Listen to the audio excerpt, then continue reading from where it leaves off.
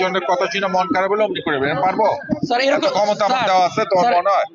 এরকমই তো করা হয়েছে স্যার আমাদের সাথে। এই শোনো, এরকম স্যার এখানে আসছে, হ্যাঁ হ্যাঁ তোমাদের সামনে যে কিছু যে যে বিষয়গুলো আছে স্যারও একটু অল্প করে কথা বলুক।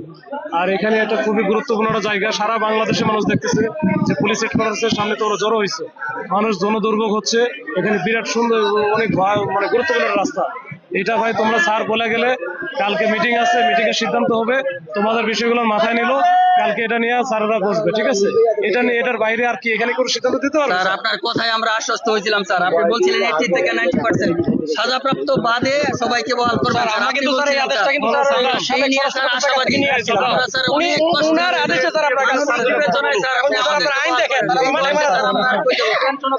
যেখানে সবাই দাঁড়া, ছেলে মেয়ে লেখাপড়া বন্ধ হয়ে গেছে স্যার, এই মানুষ বিবেচনা করেন স্যার।